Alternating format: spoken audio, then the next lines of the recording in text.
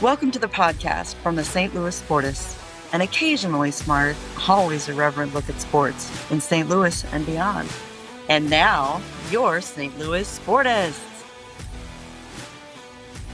Hello and welcome to the podcast from the St. Louis Sportists. My name is Ron Cook, and I am joined by Doug Lansdowne. Happy to be back after a couple weeks off. Indeed. And Tom Mathis. Great to be back. Missed you guys. Yeah, you were, we said that you were taking care of business. Taking care of business. Still not taken care of. We're still working on that. A little TCB. Well, you know, that's fine. Yeah. Keith Farrell and Joe Sperlin are on assignment. We thought Keith was going to make his triumphant Elvis-like return tonight, but no, that is postponed for one final week. In this episode, the St. Louis Cardinals continue to roll. Our big decisions coming. The World Cup is off to a good start so far. How about those hydration breaks? And the third of golf's 4 major championships is coming up. What do you need to know about this upcoming weekend? The St. Louis Sportists are brought to you by First Coast Steel Buildings. Jason and his team will take your project from design to completion with a family-first approach. Learn more at 1stcoaststeel.com, and we'll hear more from them later in the show. And tonight's last call is brought to you by Black Dog Consulting, LLC, here to help the one-truck owner and the small fleet owner to grow and prosper. You can contact our buddy Dave at 417-217-9622, Black Dog Consulting, helping you retrieve bigger profits. Folks, if you could help us by subscribing to this podcast, that would be fantastic. You could do that on YouTube, where we have a measly 37 subscribers. You could do it on Facebook. You could do it on iTunes. You could just basically anywhere you'd like. We don't care. We're kind of agnostic on that front. You can find us on the web at www.stlsportist.com. Let's kick it off with quick hits, Doug Lansdowne. What do you have? Well, like you talked about, U.S. Open week and going back to Shinnecock, which Oakmont last year, Shinnecock this year. So we've had the two probably best U.S. Open tracks back to back. So, you know, and I hope the wind howls and they shoot about, 7 over and, it's going to early Thursday morning, there's going to be a couple of guys who people thought were favorites, and they're going to be like 4 over going to the back 9. So it's an interesting course. This is one of those weekends where we could see a winner like in single digits over, maybe. Or under, I should say. It'll be close. Yep. Yeah, that'll be There fun. won't be many under. Yeah, especially with, we'll get into some of the nuances of the course a little bit later on. Tom, what do you have? I have a couple questions for you guys, and I need you to give me some answers. Is David Beckham playing in this World Cup? No, sir, he is not. What country did David Beckham play when he played? Well, as someone with lineage of England, he did represent England. Why am I seeing David Beckham more on the World Cup games than anybody else? The hydration breaks is a David Beckham break. I mean, I'm already tired of the guy, and we just started. We got another 3 weeks of this stuff. I don't think I could take it. Well, I guess it would be like, think about after Derek Jeter retired and, how we saw him all over the place, or after Michael Jordan retired and he was still doing commercials. I would say it's that kind of phenomenon. Think of it as the guy that stepped away not that long ago and, hey, we can still sell stuff with this guy. Did Jeter or Jordan do commercials in England? That's a really good point. I mean, I know we don't have the top-notch soccer stars, and most of them are, imports, but it's just pretty rough. I wish we had somebody. Yeah. Well, we're still building. We're still building. Yeah, we are. Yeah. So for mine, this Tom, I think back to the episode where you said I'm mad now too. This one incurred my wrath. So when the Athletics started a few years ago, it started with such great promise. They were going to cover the national stories, but then also they were going to bring in major folks to cover local teams. And so they got off to a great start. They snagged Jeremy Rutherford to do Blues coverage, which, he was like one of the Blues writers for the Post-Dispatch. Instant respectability for the Athletic there. Good local coverage. For the last few years, covering the Cardinals has been Katie Wu, who was well respected and broke a lot of scoops. Did very well. She did so well, in fact, that the Athletic moved her to cover the Los Angeles Dodgers. Now, she is from L.A., or from California. I don't know if it's L.A. specifically. So she got to go home, and she gets to cover one of the historic teams, plus one of the historic players right now. But what is concerning is the fact that the Athletic, here we are, June 17th, and they have not named a new beat writer for the Cardinals. And now I wrote to them 2 weeks ago. I went to their little site where it's like, tell us what you think, feedback, reach out to us. And I said, how can you justify not having a Cardinal beat writer, considering their national and international following? And, gee, when are you going to have one? Tom, I'm still waiting on my response. I can imagine. Like we're waiting for a Cardinal beat writer. Yeah. And the bad thing was, there was one he got laid off by MLB. He was looking for a job, and they didn't go out and get him. So I don't know. I don't know what they're doing. Yeah, John Denton would have been that would have just been a fantastic move to just slide him over, because he's a great writer. If you've heard interviews with him, John Denton is incredibly knowledgeable. He is very knowledgeable. Yeah. And a good writer. He could have done chats and stuff. He's been great. Yeah. So, but if there was a writer right now, they would be writing about your 40-32 St. Louis Cardinals, who are 6-4 in their last 10. In second place, 5 games behind Milwaukee, 3 ahead of the Cubs. And Doug, they're in the number 1 wild card position. This is not what we anticipated when the season began. It's not. However, I think there was a certain host of this Sportists program who talked about this exact success that they would be showing at this time. So I'm going to throw the accolades back to you and stuff. And, it's I know I sound like a broken record, but like I said, I continue to watch them play where I would have went to bed the last couple of years. I stay up and watch them. So now I was in and out today, but today was a little frustrating because, that cat that pitched for San Diego today, he's been god awful all year. Mm-hmm. And they just were a little, of course, early on, I saw a couple innings there and they just roped balls right at people. So, but they continue to be, the pitching staff is, since May 1st, is their ERA around 4? Probably since May 1st? Yeah. Maybe a little higher. I thought when they got to May 1st, I thought, all right, or early May, I thought this is when the pitching staff will collapse. So, May, he's been awesome. And Palante, he's only had 1 or 2 of those starts where you can't watch. Last night he threw harder last night than he has all year. Yeah. So they're fun. They're fun to watch.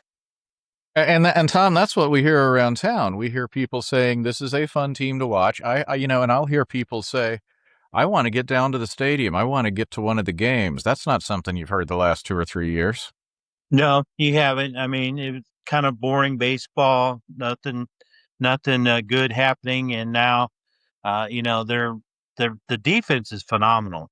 Yes. It is fun to watch. Mason Wynn, that play he made the other night was amazing. He had both games Monday and Tuesday. He had really good games, and they're just fun to watch. Even Blaze Jordan has come in and made a couple plays at third base and looked pretty good. And JJ, he's going to win a Gold Glove in his career. He's come in here, and like we talked about in our text the other day, he never really had played a lot of second base. He played shortstop in college and some third, and even in the minors, that's where he's playing. But that's why you draft shortstops is they're the best athletes. You can move them to second, you can move them to third, you can move them to the outfield, especially center field. That's why you draft the shortstops. And I always see people say, "We got enough shortstops." I'm like, it's not for the shortstop; it's for the athletes. Correct. Well, and he was part of that. I just almost want to call it a lineup transfusion because we had talked a few weeks ago about how really the lineup was only about 5 batters deep, but now with the infusion of Nootbaar and Crooks and Jordan and Church coming back, it's like this is almost a 1-9 lineup, Doug. It's like there's not really anyone that a pitcher would look forward to getting to. No, and you're exactly right. That's what we talked about, especially a few weeks ago, was after 1 through 4 it got bleak, but they've made a bunch of really, really nice moves. So I don't think any of those bottom guys now give at bats away. And and like I said about Nolan Gorman, he never made contact on a good pitch. And maybe they get him figured out. I don't know, but yeah, if a pitcher threw a really good pitch, he never made contact. I'm just saying he couldn't foul one off. He couldn't stay alive. So I don't know. Maybe the hitting lab, they get him straightened out. Oh, that'd be nice. There was an article that I put that I sent around to the group, and it was Zach Greinke, and there was a teammate. There was a teammate that said, "How would you pitch to me?" He's like, "Oh, I'd throw it down the middle to you," and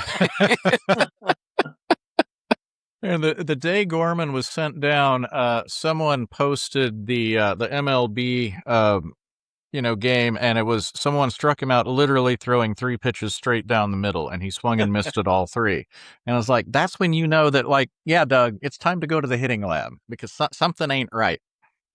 Something ain't right. Yeah, they've been.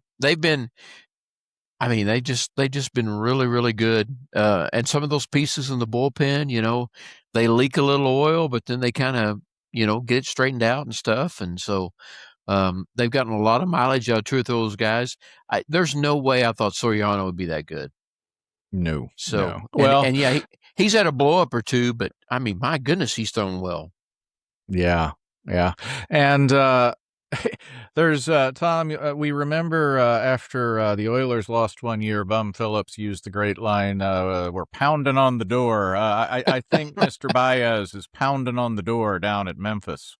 Boy, he is kicking. He is pounding. He's taking his bat and beating it. I mean, he's going to make a move, and it's going to be interesting to see what they do. Maybe it's trading Nootbaar at the trade deadline and making him the left fielder. I really don't want to bring him up and make him the center fielder. Don't put any more pressure on him than what's ever always going to be there anyway. So, just put him in left, let him get his feet wet, and maybe some of the tougher pitchers you give him a break. But he looks like he's ready. Yeah, this is the problem we thought we'd have when the season started. Oh, we have too many good players. What are we ever going to do? Exactly.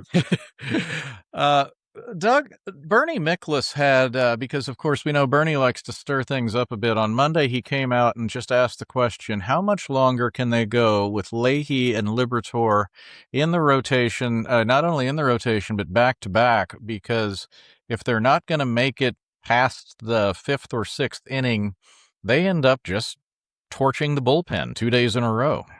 Yeah, so I really didn't think Leahy would get through 3 innings today, and he scuffled along, got through there. I know that they had thought the whole time they were going to move him to a starter, and of all the smoke and mirror things, he's been the biggest smoke and mirror guy, I think. So yeah, because they always score runs for him. And he gets through the 5th inning, and they usually have like a 6-4 lead. So right. I still liked him. I still like him out of the bullpen. But Yeah, I don't know about Libator. I just don't know. Yeah. Keith's not here to defend him. Tom, Right. Tom, the two moves that Bernie kind of hinted at, where you could take Dobbins and slide him into the Leahy role and immediately strengthen your bullpen, because Leahy was lights out of the bullpen last year, and Yeah. maybe Bryson, Motts, or Matthews, slide them into the rotation and put Liberatore, because JoJo Ramiro is suddenly starting to look human. Yeah, JoJo hasn't looked all that great lately. Stanek is a 50-50 guy. I mean, you just never know what you're going to get from him. And Roy Croft, today might have been the last time we see him for a while. Oh God, You he's know, terrible. TFA. Yeah, He's you terrible. talk about Dobbins and Motts and Matthews. You know, even if you do nothing else and bring them up and add them to the other 17 pitchers you have in the bullpen, you know, piggyback them with Leahy or Libator. You know, Dobbins did great out of the bullpen the two times it came out, but the games Monday and Tuesday with May and Palante going 9 and 7 innings, that just shows what the bullpen needs. I mean, they can't come in every day in the fourth or fifth inning and, you know, eh, make it through the ninth inning and not somebody blow a gasket. So Yeah.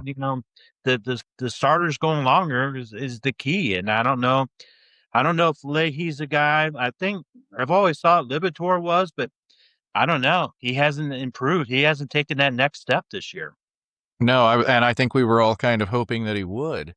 Mhm. But you threw out the name, and I'd love to hear what both of you guys think about this, because this is kind of like the high school debate question now.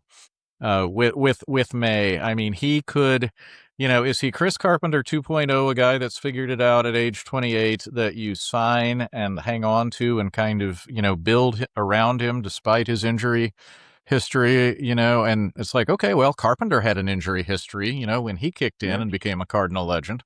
Yeah. Or is this the guy that you, at the trade deadline, when the Yankees and Dodgers and people like that call, say, it is your number one or number two prospect? And we're not kidding. What do you think, Doug? I think you decide that in a month. So you got about a little less than a month to All-Star break. If he gives you 4 or 5 more starts, and here's the thing, you're talking about the injury history. However, only one of those was arm related. He tore his esophagus eating a piece of lettuce. Yeah. So kale. It was kale. Okay, so there is a perfect example of why eat healthy, because it damn near killed him. So we're gonna get to Jalad later, by the way. I would like to see him. I think I texted the other night. I would like to see him get an extension. I just feel like he's the kind of guy. I really think he's more Chris Carpenter 2.0 than he is Flip at the deadline. So, because I still don't think that those guys you traded for, when you traded Arenado and some of the other guys, I still don't think those guys are ready. And so you owe it to the fan base. If you're the number one spot in the wild card right now, you owe it to the fan base to show, okay, we're going to stay committed. We're going to let these younger guys develop. And going back to Matthews, I don't know why you don't bring him up and give him a chance to start. So yeah, he's an older guy. He was a stud starter in college. I think it's time just to say, okay, can this kid start, give us 5-6 innings? So I would like to see him come up. Yeah, kind of see what we got there. Tom, what do you think? I think that unless you get a guy who's like Baez, where he's pounding on the door to come in, that you hang on to him. Our biggest need is starting pitching. You've got a guy who's just been amazing, and he likes St. Louis. His wife's from the Midwest. I don't know if you saw him on the broadcast last night, the interview from the dugout. I mean, he did a great job, and he seems like he really likes the team. And I think you owe it to the players. It's the players who Yes. deserve to keep him and just see what you can do. I subtract. I don't want him. I'm to the point where I want to keep O'Brien. I want to keep JJ. Just keep the team together. Don't blow it up. You're right there on the cusp of the wild card. So this has been a surprise to everybody. So let's hope we can, just keep going forward. So I'm like Doug. I want to give him an extension, give him 3 or 4 years, and just, build the rotation around him. He's a big guy. Yeah, how deflated would the locker room be if you walk in and see him packing up things to go back to LA or something like that? I just can't believe that would be an energizing moment. Nope, you're exactly right. Yeah, the morning radio show I listen to, Michael McReevy calls in a lot and talks to him, and he was talking about Dustin May today, and he would be devastated, and I think the other starting pitchers would too. They're a tight group, and I don't want to mess that up. It's like when Carpenter and Wainwright and Loesch and all those guys. I mean, they sat on the top step of the dugout and watched the games, and they talked the whole time, and that's what this group is doing. Yeah, Tom, I remember they said that they would all go watch each other throw their bullpens. Exactly. Yeah. And they were, they could see if they were tipping pitches of some sort, and they would let each other know. Yeah. Well, around the league, in terms of pitchers that things aren't going so well for, Doug Spencer Strider of the Atlanta Braves, my goodness gracious. When he came up, we thought, here's the next great Atlanta pitcher. He can't stay healthy. Tim Lincecum. That's who he reminds me of. Because once Lincecum, once he got hurt, that was it. So, and unfortunately, it seems like Strider, is the same thing. Once he gets hurt, I mean, he just cannot stay healthy. And there's been other guys like that. Once they have that initial, severe injury, they just battle and battle and battle, and they just don't make it. But yeah, I mean, 3 years ago, I think everybody said, he's the best pitcher in baseball, and he was. Right. So right. Yeah. For a and year. You hate that for him. So, but it's like Lincecum, he's got that slight body. He's not not a huge guy, and all that torque that they're putting on their arms anymore, that's just tearing them up, and I just don't think their arms can sustain it. Still a fabulous mustache. I will say that. I tease my buddy who's a Braves fan. I say he's 18 years old. There's something to that. Well, Baldwin came back today and hit a bomb. Did you see that home run he hit? No. Missouri State. What was it, Ron? 478? It was crazy, yeah. Yeah, it looked like he was 800 feet. Yeah. It was a video game home run. It was just silly. But Tom, I was mixing it up on the socials with us.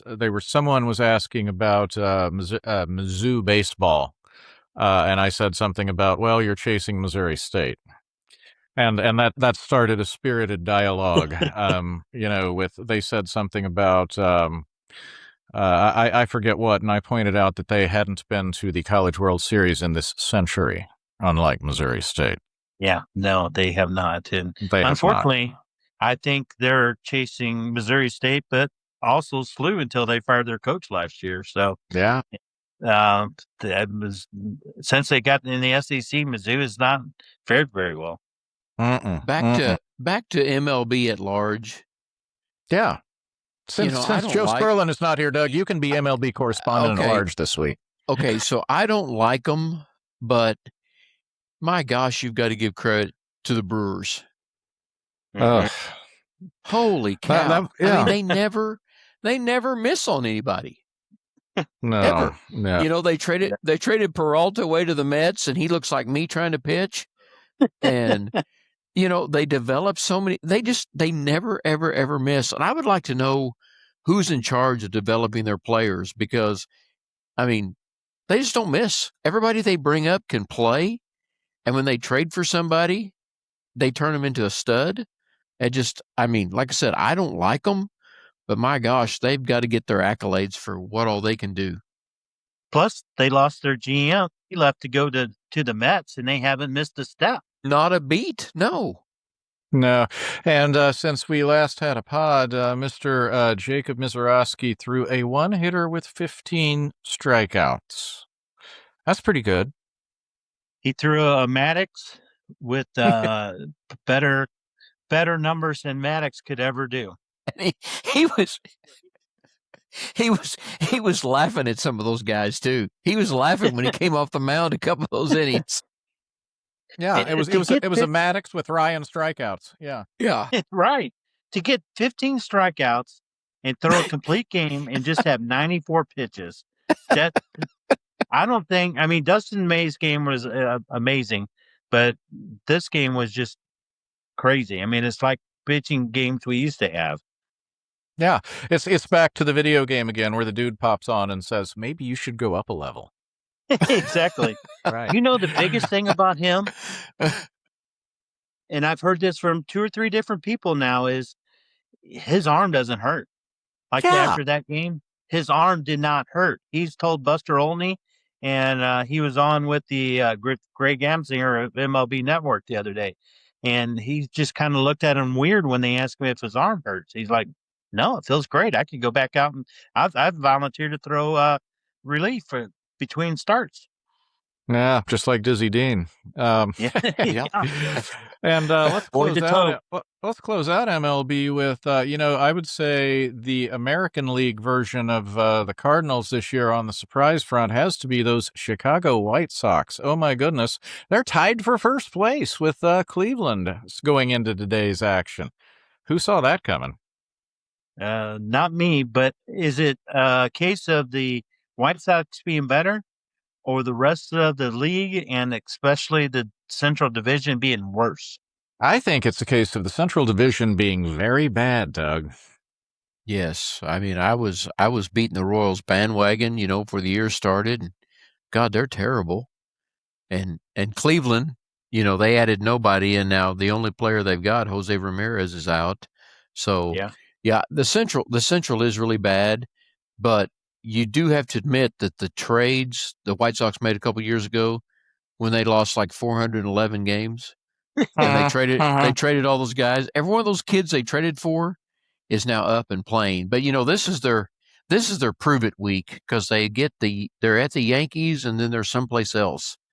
So they've got, this is their prove it week for sure. Yeah.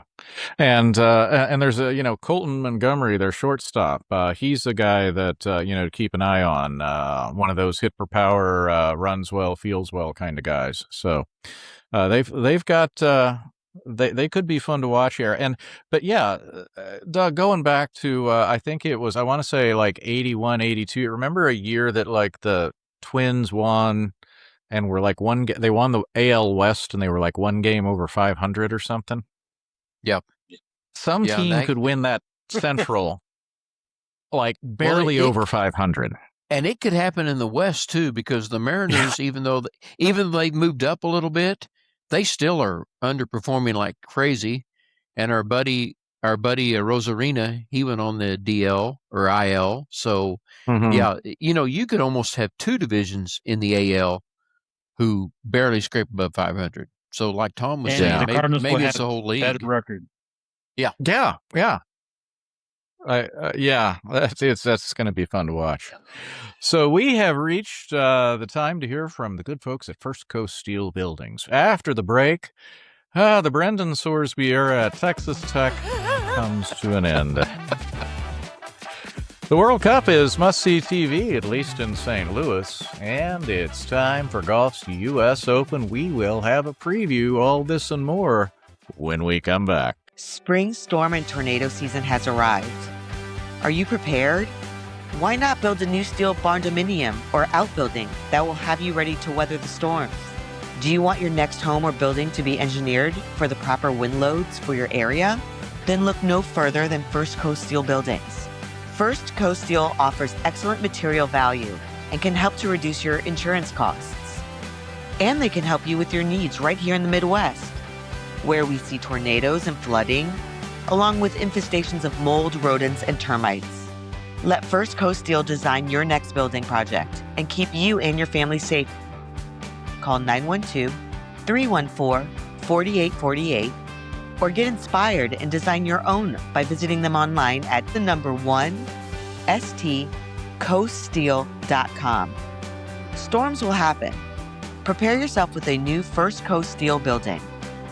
Discounts for military and first responders. And we are back on the St. Louis Sportists podcast, along with Doug Lansdowne and Tom Mathis. My name is Ron Cook. Joe Sperlin and Keith Farrell are both on assignment. And now it is time for Loose Ends. Doug, the Brendan Sorsby era has ended at Texas Tech as he has announced that he is going to enter the supplemental draft for the National Football League. Wow. That it's probably the ending that needed to happen.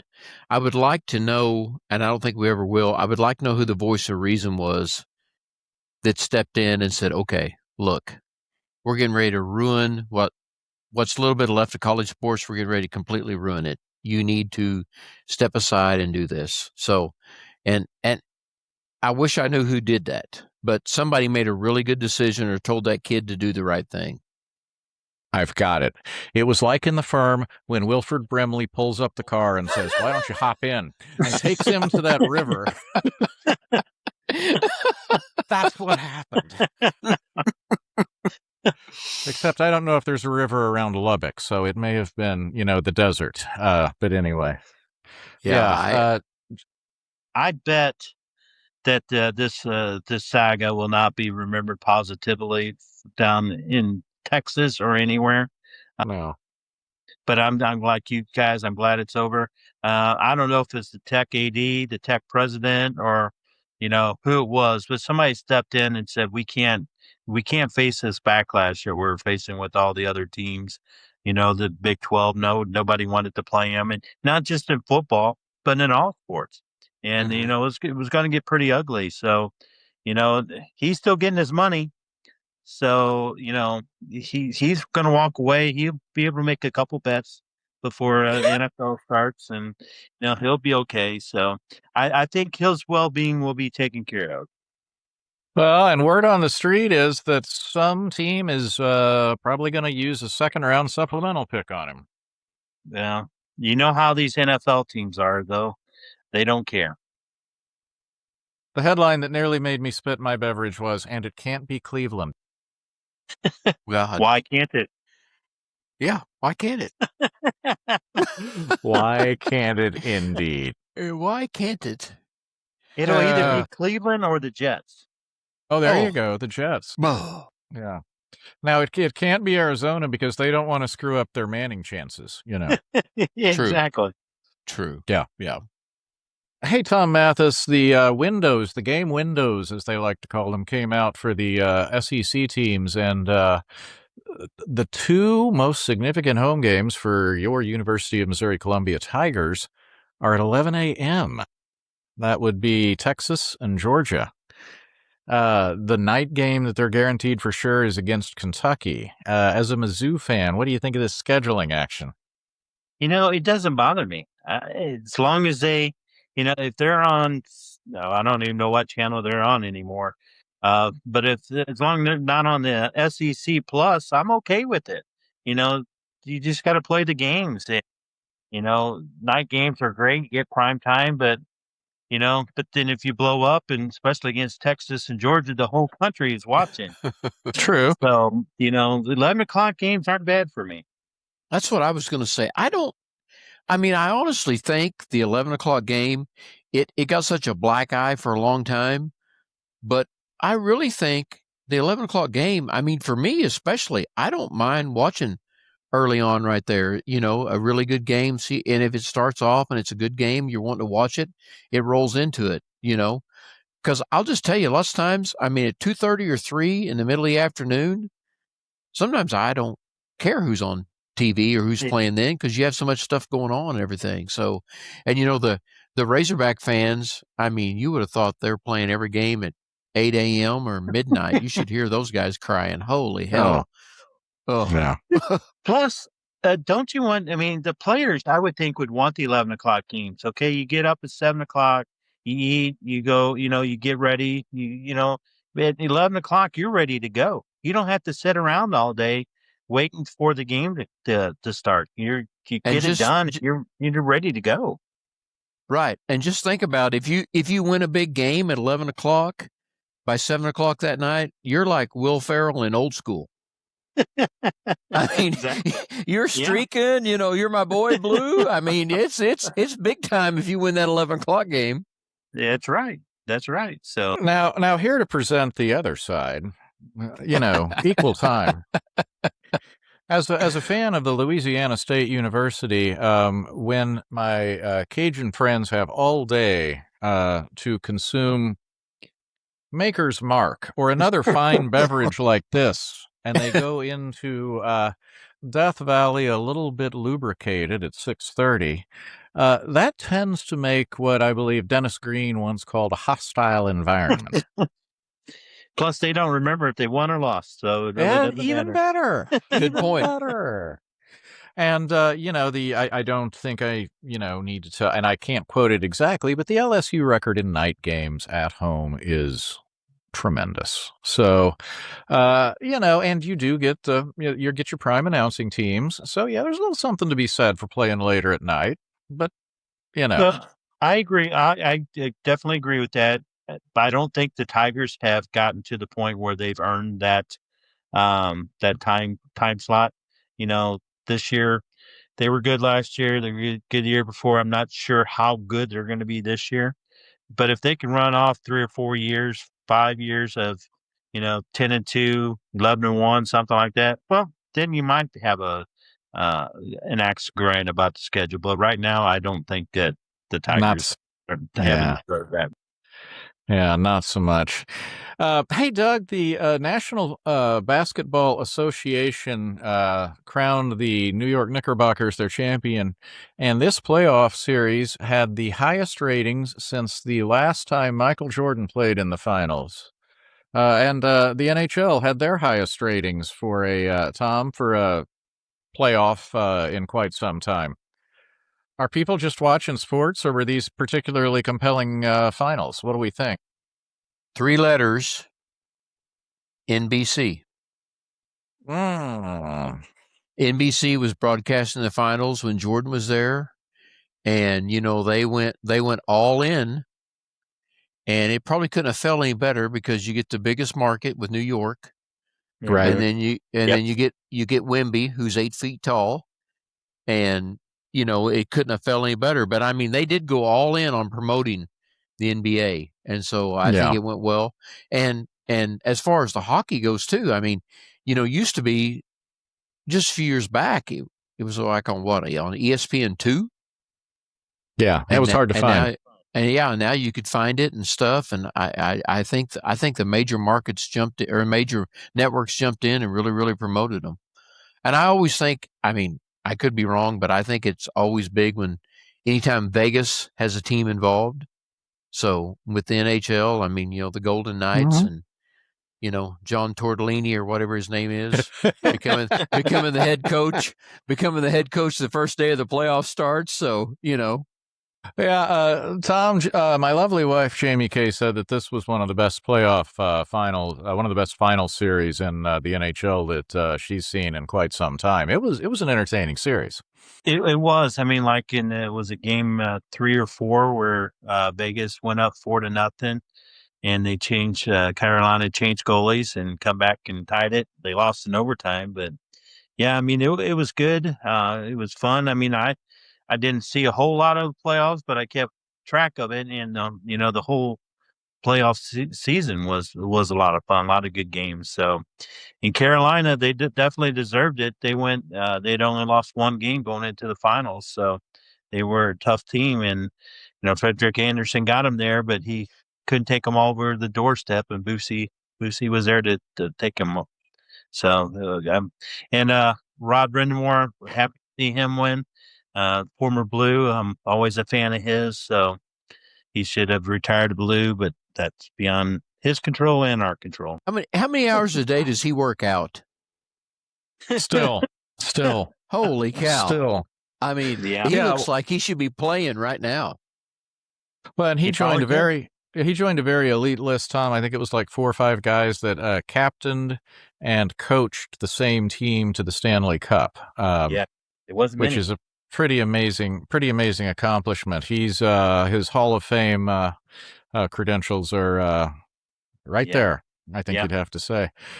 So let's stick on hockey. The Blues. Hey, the draft is coming up in about a week. We're hearing Kyrou rumors. We're hearing, of course, the rumor that's been around since the beginning. They packaged some of these 3 first-round picks and maybe trade for someone. I'm hearing McTavish rumors. All sorts of things out there with a week to go. Yeah, there's nothing really that's excited me. I'd be okay trying to put a package together for Larkin, but I haven't seen whenever I see anybody writing about, what teams could get him, the Blues aren't ever mentioned. I mean, I think they could put a pretty good package together. You could put Kyrou, 1 or 2 of the first round picks, a prospect, and I mean that would set up Detroit pretty good. But and if Bennington wants to go to Detroit, we'd add him to it. But Yeah. I'd rather keep him. And I don't think he'd want to go to Detroit either. So No, but he doesn't seem like a Detroit kind of guy. No. Yeah, so I think they stand pat. I think they do want to move up into the top 3 or 4. I don't think they'll get 4 because the Blackhawks won't trade with them. But maybe San Jose or Vancouver at number San Jose at 2 or Vancouver at 3. But I don't know. They seem pretty set where they're at. Yeah, I think so. I wouldn't be surprised to see him end up with 3 first-round picks. Which again, okay, that's not a terrible problem to have. Well, the last time they did that, it turned out pretty well for them. So, I'd be okay with it. All 3 of those guys are playing in the National Hockey League right now they for are. the Blues. Yes, they are. Which is pretty good. Pretty good. And we close it with a bit of sad news, especially for those of us that watch ESPN in the early 80s. Gilad, the workout guy from the early morning shows back when ESPN didn't have enough programming, they showed workout programs. He passed away at age 71 this week. Doug, it was like him and Corey Everson between sports centers. He was the guy. He was the guy. I mean, he was working out. He had the hair, I mean, I text the group. I mean, maybe working out's overrated. I don't know. I mean, there's another guy, we were talking about Brendan Moore a while ago being chiseled. I mean, he was chiseled. So I don't know. He had gals on both sides of him. Yeah, like kind of in a wing formation. Didn't he? Didn't he have that 9 to 10 and 10 to 11 time frame? Yeah. Yeah, you're right. He had a gal on each side. Yep. Yeah. And Tommy had that great ending to the episode because you knew SportsCenter was coming when you'd see him in the sprint on the beach and he'd get even with the camera and flash the thumbs up. Yeah, exactly. The only thing bigger than his muscles or hair was his ego.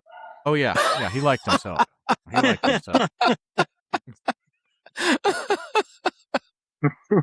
and some of our younger listeners and viewers are going, ESPN showing workout videos, and this was before people screamed at each other in the morning. Oh yeah. It was actually much more relaxing. If people could see the ESPN morning programming before the 90s, I mean, they would just be shocked. Yeah. It was unbelievable. It was tranquil. And that wraps up our loose ends. Very quickly, the U.S. men's team rolled over Paraguay Friday night. St. Louis, Tom, had the number 5 audience. We were number 5 in the USA in terms of rankings. Not bad. It's pretty incredible. I'm going to give you an update. Ghana just scored with in the 94th minute, 6 minutes of extra time. They just scored to go ahead of Panama. So that is huge. So wow. Yeah, I mean that was, and really it was third, wasn't it? Because the thing I saw, they were tied with 2 other cities at 7.3. So I mean that's incredible, and I don't know what it says about St. Louis. I know that, we have a lot of crazy soccer fans, so I guess that says a lot about them. But that was a great game. They got off to a great start. And they just never really let up. I was very happy with their game. Yeah, the next match, 2:00 this Friday against the Aussies. Doug, I've noticed the rest of the world is a little bit touchy. Mark Halperin, political guy, made a joke about how the World Cup should be restricted to countries we've heard of, and he got 1.5 million comments, some of them using the phrase "ugly American." The rest of the world is just kind of a little bit on edge right now. Yeah, I'm with him. I agree. I agree. There's been like 3 times I looked at the scoreboard and I thought, where the hell is that country? So I did have to look up the one the other day. So, but I'll tell you, I said that Mbappe guy, he's Mbappe's really good. fantastic. Yeah, Mbappe that was one he's the dude. That was one that our friend Jen Cease mentioned last week, and we want to thank her again for that World Cup preview. That was just fantastic. And there's a tweet that I sent this morning. There was a gal on Twitter, and she was drafting, and she got the Democratic Republic of the Congo, and she called it Dr. Congo. Oh boy! Yeah, it was good. I just want to take a second. You and Jen did a great job with that podcast. It was excellent, and you know how good it was because you got all the rest of the world riled up, comparing the World Cup to the Super Bowl. So my phone has not stopped getting comments yet. So great job on that. You guys were excellent. Oh, well, thank you very much. And again, we appreciate Jen. But yeah, there were some very interesting comments, some of which I deleted. Good move. Good move. Yeah, you're going to talk that much smack on the United States of America. Guess what? Your comments deleted. Hey, Doug, it's the U.S. Open starting here in just a few hours at Shinnecock Hills, which is just fun to say. They've played the Open there a bunch of times, haven't they?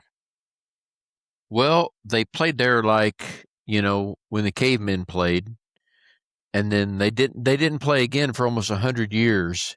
But, in 1986, when Ray Floyd won, everybody was like, wow, the United States has a course like this. So, and I can tell you, every time they played there, the person that won was a really tough dude. Because I mentioned Ray Floyd a while ago. Look him up. Probably the most underrated professional golfer ever. I mean, he was a tough guy. And then Corey Pavin, he was 5'2", but he held off Greg Norman. And then, and of course, Retief Goosen won. And of course, he got struck by lightning when he was like 10. And so, then Koepka. But yeah, this you got to be a tough dude to win at Shinnecock. Was that the one where Pavin hit the shot on 18 and took off running? Took off running, and they've tried to replicate it this week, and it took them. But what was funny, so that it took them they said it took them 3 months to find that exact 4-wood that he hit because of course they haven't made them for 20 years, and right. Yeah, and Smiley Kaufman was trying to pull it off on the Golf Channel, and he hit one of them 40 yards over the green. The next one he hit right on the front of the green, but yeah, Pavin was he was one up, and he was one stroke ahead of Norman, and he hit that shot. Of course, Norman's twice his size, and he beat him. But there's always like I said, whoever wins at Shinnecock is a tough dude. Well, and one of the things we talked about just before we went on, and I only learned about this today doing just a little bit of research, is the triangles that come into three triangles. So we're keeping symmetry there, but basically every possible angle of wind comes into play. Yep, and they're playing the wind to come out of the southwest. And yeah, you're going to play. So the way the triangles are set up, where if the wind comes out of the southwest, you play 3 of them downwind, 3 of them into the wind, and 3 of them crosswind. So, and they've got, so in when Goosen won in 04, I think it was 04, two of the greens almost became unputtable. So they've got 4 greens that they mow at a higher level than they do the other 14 because they're so exposed and so, the elevation and stuff. Does that mean we're going to see lots of guys standing there like dropping grass in the air? That means you're going to see those guys standing over their ball looking at it, see, is it moving? Is it moving? Is it moving? Is it moving? And then they wave. They wait for the guy to come over. How did Tiger do, Shinnecock? So one of those years he didn't play because he was injured. And then he was he finished 8th. So top 10. Yeah.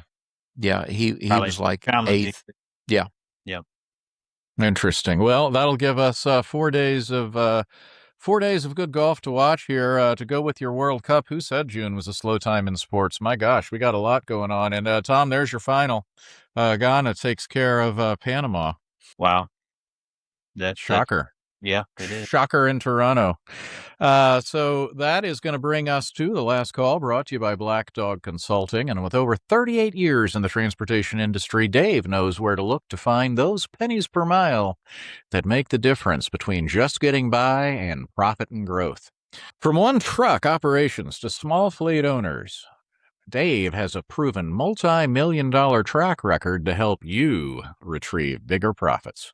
Contact Dave at 417-217-9622 or David at blackdogconsultingllc.net. You can also check out the website blackdogconsulting.net. Doug, what do you have for a last call? I'm going to go back what you said just a few seconds ago. June has turned into a really, really good sports month. And, like we talked about, NBA finals, NHL finals, baseball's going, great stories there, U.S. Open. It really has, it's one of those times we're into summer, we're busy and stuff like that, but June has actually turned into a really, really good sports month. Yeah, I definitely agree. Yeah, it used to be. I always think of Tom Mathis. You remember, I know you know Iggy Strode, legendary producer personality here. Yes. Kenny Strode, I was playing golf with him one time in a tournament, and he said that, there were times when baseball was the only thing going on. And he said that they would have to slap down the one card he said you'd look over and you'd see 2 calls on the board. And he said we had to slap down the one card that we had, which is, hey, should Pete Rose be in the Hall of Fame? And then the board lights up. That's about right. Yeah. It's always good to have something in your back pocket there. Yeah, for sure. Well, ESPN does talking head to it all the time, even now. So that's okay. Yeah. Mm-hmm. Yeah. Tom, what do you have?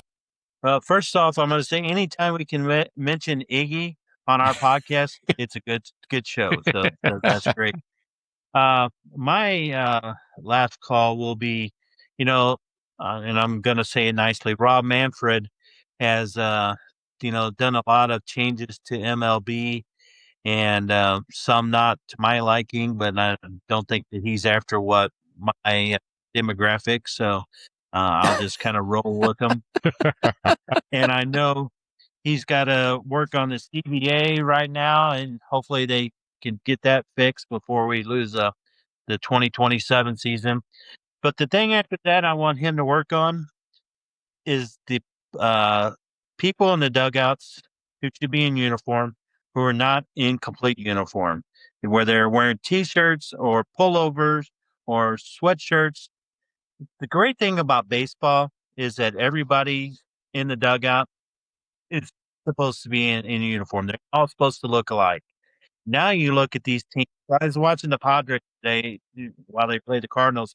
They were all in brown T-shirts in the dugout. There's nobody that had a uniform on. And it is just, I hate it. Right? They just need to fix that. When the managers come out and he's in a pullover and not a uniform top, it just drives me crazy. Yeah. One of the things I remember in the early 80s, someone said that, baseball's the only sport where you get to see the manager wear the same uniform as the players. And they said, imagine Dean Smith sitting on the North Carolina bench in a Tar Heel uniform. Exactly. That would have been awesome. I remember that 30 plus years later. Oh. So for mine, I'm gonna once again take us out on an uplifting note, and that is good news for a St. Louis Battlehawk, and that is Hakeem Butler. He has been signed by the Denver Broncos and is now in camp with them. I did not know this. Hakeem is 30. But for 2 of the last 3 years, he's been named the league's Offensive Player of the Year. And 6'5", 242, that'll play in the NFL right now. And he's got decent speed. Oh, yeah, he's got good speed. And to the point that this past season, 29 catches for 641 yards. Joe's not here to check the math, but this is from the story, so I feel relatively comfortable. It's 22.1 yards per catch. So that's good news. I did not know this. He played at Iowa State. I forgot that. But good news for Hakeem. Might be a target out there for Bo Nix. We'll see how that goes. Wish him luck. So we thought there might be storms and power outages and everything during this episode of the St. Louis Sportists podcast, but that did not materialize, thank goodness. So Doug Lansdowne, thank you for joining, sir. Yep, happy to be back. Sorry I was gone the last couple of weeks, but enjoyed it as always. We appreciate seeing you. And Tom Mathis. Good to be back as well. Enjoy the Open, enjoy the World Cup, and enjoy the Cardinals. Sounds like a plan, and we will catch up with all of you next week on the St. Louis Sportists podcast. And until then, take care. And that wraps another episode of the St. Louis Sportists podcast. Please like and subscribe to stay up to date on all the latest episodes. You can find these guys on all major podcast platforms. And thanks for listening.